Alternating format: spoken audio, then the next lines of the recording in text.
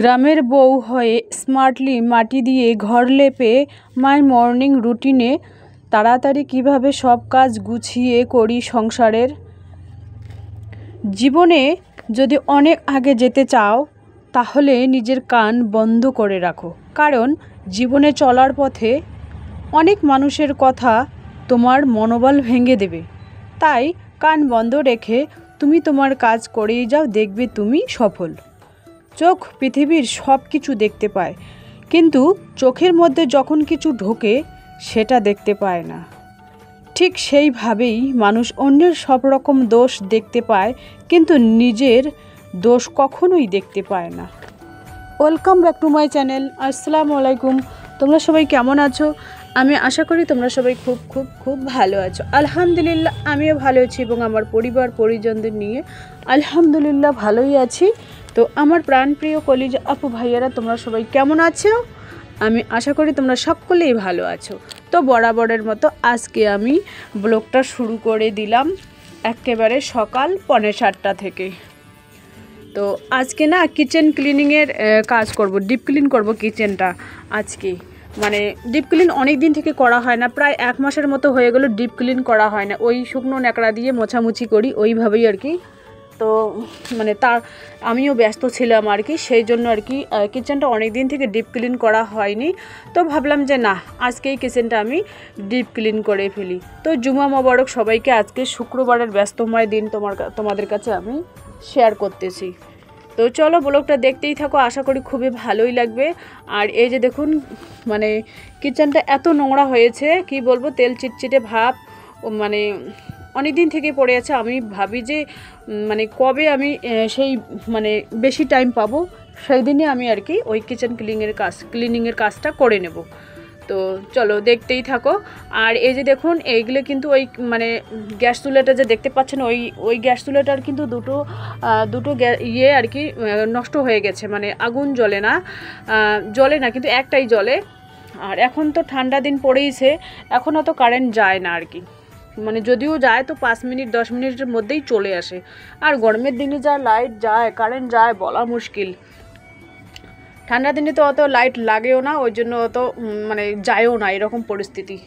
তো এবার আমি মুছে নেব আর কি গ্যাস চুলোটা, কিচেন ক্যাবিনেট, মশলার ডিব্বাগুলো একেবারে ডিপ ক্লিন করে নেব। এখানে আমি গামলার মধ্যে নিয়েছি, ছোট একটা বোলের মধ্যে নিয়েছি ছাপের পানি, শ্যাম্পুর পানি, ওখানে মিক্স করে দিয়েছি। শ্যাম্পু দিলে না তো একটু সেন্ট করে, খুব ভালোই হয়, গন্ধটা স্মেলটা খুব সুন্দরই হয় আর কি। তো প্লাস্টিক তুলে টেবিলের নিচটাও আর কি মুছে নিলাম। তো এবার আমি কয়েকটা কাপড় আর কি গুছিয়ে নেব, মানে যেইগুলো আর কি প্রত্যেক দিনে আর কি ধুয়ে দেই, 2-4টে কাপড় চোপড় ধুয়ে দেই, শুকিয়ে নিয়ে তারপরে আমি আর কি ভাঁজ করে রাখি এইভাবে। আর কি জানো, আর আমি কিন্তু সকালবেলায় প্রত্যেক দিনে গোসল করি। সকালবেলা গোসল করার পর 2-4টে যা নোংরা কাপড় চোপড় থাকে সকালবেলা ধুয়ে দেই, কারণ ছোটো দিনের বেলা যদি সকাল কাপড় চোপড় ধুয়ে না দেই তাহলে কিন্তু সারাদিনও শুকাবে না, ওই কাপড় চোপড় কালকেও শুকোতে হবে রোদে। তো ওই জন্য আমি সকাল 8টা, মানে 7টা, 6টা, 8টা, 9টা, যেদিন যেরকম টাইমে উঠি সেদিন সেই রকম টাইমে আর কি গোসলটা সেরে নিই। তো এবার আমি একটু চা খেয়ে একটু এক্সারসাইজ করে তারপরে বাদবাকি কাজগুলো তোমাদের কাছে শেয়ার করতেছি। তো আজকে আবার আমার দাওয়াত আছে, বাপের বাসায় দাওয়াত আছে, ওখানে দাওয়াত পালতে যেতে হবে, কারণ দাওয়াত আমার আব্বা ভালো মন্দ কিছু নিয়ে আসলেই আমাদের আর কি সবাইকে ডেকে খাওয়ায়। তো এই যে দেখুন, ওই জন্য ভাবছি যে না, তাড়াহুড়ো করে কিছু কাজ গুছিয়ে নিয়ে তারপরে যাব আর কি। সংসারে কাজ গুছিয়ে গাছিয়ে একটু পেটে না দিয়ে বেরোলে ভালোই লাগে না। আমি কোথায় যাই না কোনো, বাসায় কিছু নাস্তা হোক আর ভাত হোক, কিছু পেটে না দিলে আমি কোথাও যাই না। তো কিছু খাবো আর কি, গোলা রুটি তো খাবোই, ভাতও বানাবো। দুপুরে দাওয়াত দিয়েছে যেহেতু, তো ওই আমার কাজ গোছাতে রান্না করতে করতেই দুপুর হয়ে যাবে। সেই জন্য ভাবলাম যে না, কাজগুলো গুছিয়ে নিই আর ব্লগটা তোমাদের কাছে শেয়ার করি। তো এই ব্লগটা কিন্তু আমি সন্ধ্যার সময় বসে এডিট করতেছি কালকের জন্য। কালকের ব্লগ কিন্তু আমি আগের দিনই আর কি কমপ্লিট করে রাখি। তো এবার আমি রুমটা ঝাড়ু দিয়ে নিয়ে তারপরে মোছামুছি করে নেব।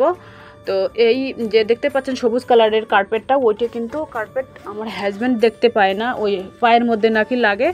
তো যখন হাজব্যান্ড থাকে বাসা তখন কিন্তু আমি ওই কার্পেটটা কিন্তু বিছানা মানে নিচে বিছাই না, তখন অন্য জায়গায় রাখি, ওই টিনের চালিতে রাখি। যখন যায় উনি প্রবাসে চলে তখন কিন্তু আমি ওই কার্পেটটা মেঝেতে বিছিয়ে দিই। আমার কিন্তু ভালো লাগে, পায়ের নিচটা না লাগে একটু খোঁচা খোঁচা লাগে, ভালোই লাগে। পায়ের যে তলাটা আছে তালাটা আছে সুড়সুড়ি দেয়, ওইটা যদি আমি পা দিয়ে করি তাহলে কিন্তু ভালোই লাগে, আমাকে ভালোই লাগে। তোমাদের জানি না কীরকম লাগে, কিন্তু আমার খুব ভালোই লাগে। তো রুমটা এভাবে আমি মোছামুছি করে নিলাম। এবার আমি ওই ছোট্ট একটা আছে ট্রাং আছে, ওটাও মুছিনি। আর রুম কিন্তু আমি মুছি না, কারণ রুম কয়েকটা মেঝেগুলো পাকা আছে। আর ওই যে উঠানটা আছে না, উঠানটা আমি মাঝে মাঝে কিন্তু মাটি দিয়ে লেপে দেই, মাঝে মাঝে আর কি। প্রত্যেক দিনে দেই না, কারণ বর্ষার সময় তো আমি দেই না, ঠান্ডার সময় হয়তো একটু মাটি দিয়ে এইভাবে লেপে দিলে খুবই সুন্দর লাগে উঠানটা দেখতে। তো চলো তোমাদের দেখাচ্ছি আমি উঠানটা কীভাবে লেপে দেই। আর গ্রামের বউ হয়ে স্মার্টলি মাটি দিয়ে কীভাবে ঘর লেপে মর্নিং রুটিনে তাড়াতাড়ি কীভাবে সব কাজ গুছিয়ে করি সেই ব্লগটাই আর কি তোমাদের কাছে শেয়ার করতেছি।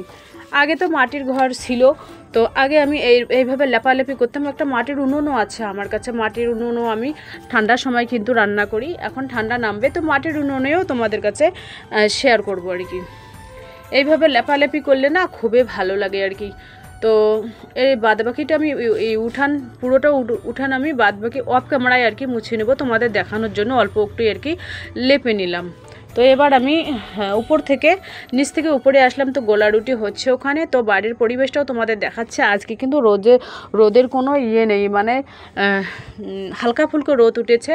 তো ভাবলাম যে না, গোলা রুটি বানিয়ে নেই। গোলা রুটি বানিয়ে নিয়ে এই দেখুন চাল ঝেড়ে নিয়েছি, ভাতও অলরেডি এখানে বসিয়ে দিয়েছি। আর সবজিও আর কি রান্না করব, কারণ সবজি না হলে আবার ভাত খাবো কি দিয়ে, তাই না? তো এই যে দেখুন বাইরের মহলটা দেখিয়ে দিচ্ছি, এই যে সবুজ সবুজ গাছগুলো কত সুন্দর লাগছে। আর এই যে দেখুন এখানে ওই এটাকে কুজা ইলিশ বলে, তো কুজা ইলিশের ভাজা লাউয়ের তরকারি আর কি করেছি। সাথে দুটো শুকটি মাছ নাকি ছেলে খাবে, ওই জন্য ছেলের জন্য শুকটি মাছ আর কি ভাজলাম। তো এবার আমি ওই সবজির ছিলকাগুলো আর চালের যে খুদি টুদিগুলো আছে ওইগুলো আমি মুরগিদের খেতে দেবো। তো এই যে দেখুন আমার বেগুন গাছের চেহারাগুলো কত সুন্দর ডকডকে হয়েছে। আর এই পাশে এই যে লাউয়ের যে একটা চারা আছে লিকলিকে পাতলা, ওটাও উপরের দিকে আর কি উঠতেছে।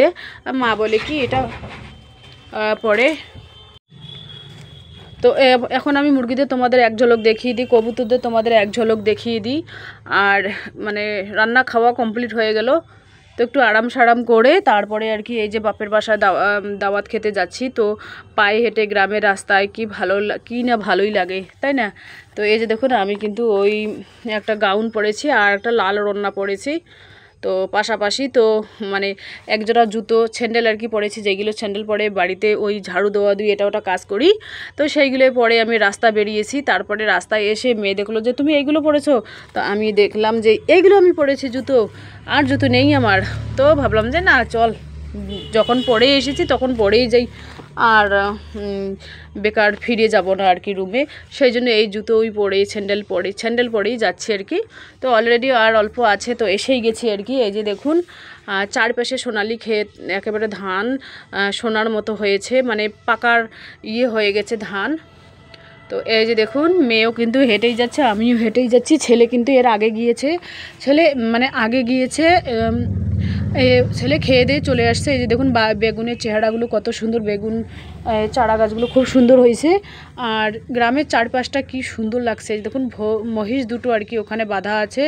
তো অলরেডি এসেই গেলাম, বাপের বাসায় এসে গেলাম। এই যে দেখুন আমার বাপের পুকুরটা তোমাদের দেখিয়ে দিচ্ছি। এখানে মুরগি টুরগি থাকে, আড্ডা দেয়। আবার এখানে খড়ের যে ইয়েগুলো আছে ওইগুলো কিন্তু জমানো হয়ে আছে, খড়ের ইয়েগুলো।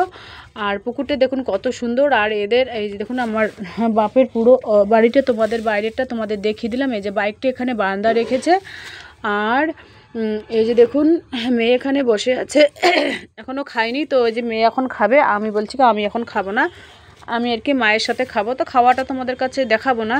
তো এখানে জিলেপি পেলাম, তো জিলেপি দুই একটা খেয়ে নিলাম। তো বেশি কিছু আয়োজন করিনি, তেমন কিছু করিনি, ওই একটু খালি আলু দিয়ে মাংসের ঝোল করেছে, এই যে দেখুন, আর ভাত, আর কিছু করেনি। আমাদের গ্রামের সাদামাটা খাওয়া এরকমই হয়। হ্যাঁ, আর মা ওই বাসন টাসন রাখার জন্য কী জন্য ঝুলানো শিখিয়ে, ওইগুলোকে বাংলা ভাষায় শিখিয়ে বলে, ওইগুলো বানিয়েছে। কি সুন্দর বাসন কোসনও রেখেছে, তোমাদের আমি দেখিয়ে দিচ্ছি এক ঝলক। ওইগুলো শিখিয়েগুলো এই যে দেখুন কত সুন্দর বানিয়েছে, যে দেখুন বাসন কোসনগুলো রেখেছে, একেবারে অসাধারণ লাগছে।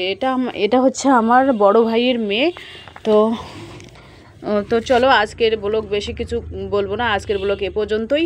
ততক্ষণ তোমরা সবাই সুস্থ থাকো, সাবধানে থাকো, টাটা, আল্লাহ হাফেজ। তো গুড ইভিনিং, এখন বাজে রাত 9:30। তো এই যে দেখুন এখানে মাছ নিয়ে আসলো ছেলে, তো মাছ ভাজা করতেছি। তো ভাবলাম যে মাছ ভাজবো, আর কয়েক পিস মাছ দিয়ে লাউয়ের তরকারি রান্না করে রাতের মধ্যে রেখে দেবো, সকালবেলা গরম ভাত দিয়ে জমে যাবে। তো এই জন্য আমি লাউয়ের তরকারি রাতেই আর কি বানাচ্ছি।